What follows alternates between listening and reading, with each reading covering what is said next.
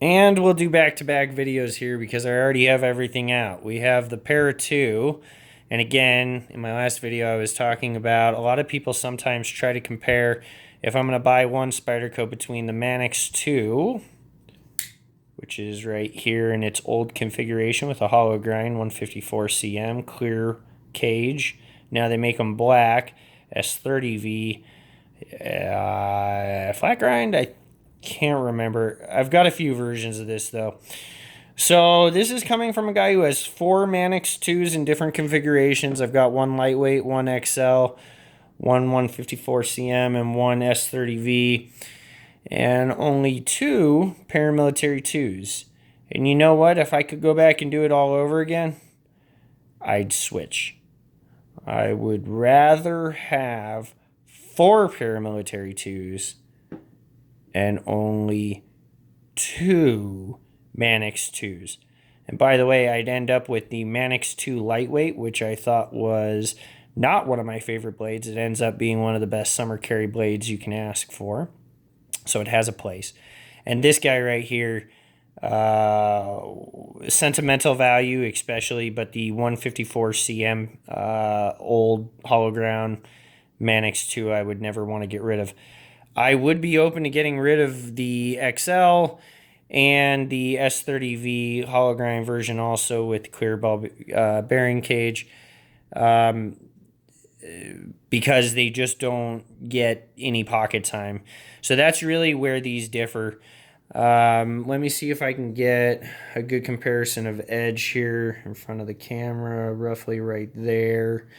But you end up with the paramilitary 2 a hair over the Manix 2, and you end up, in terms of handle length, have a little bit smaller of a length on the handle of the Manix 2. However, I'm going to put this down here.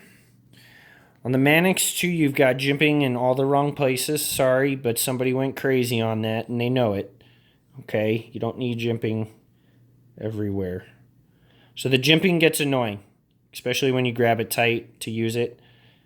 Okay, it's very aggressive. The second thing is, when you close it, this is what you're carrying in the pocket. So on the para2, this is what you're carrying in the pocket. And so you can notice that the Manix 2 is fat. It's fat outside of the pocket. It's fat inside of the pocket.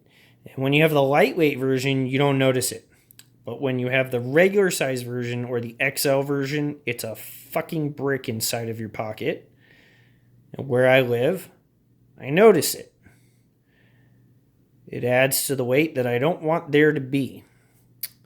And so the para2 is thin and it's lightweight. And so because it's a little bit longer,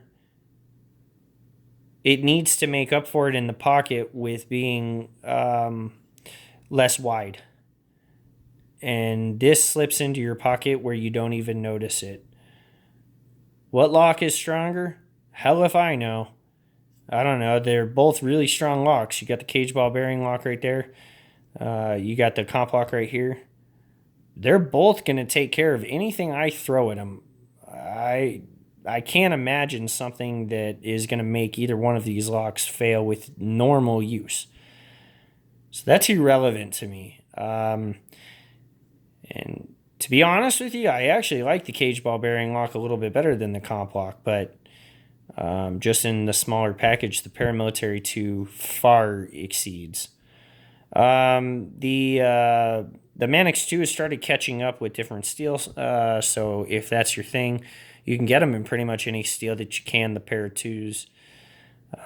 But, you know, reflecting on a collection that has evolved over quite a few years, one of the mistakes I made, really getting too much into one model, buying too many of them, thinking I wouldn't like the other models, so I kept going with it. But then once I got the para2, I said, why did I not take this more seriously before?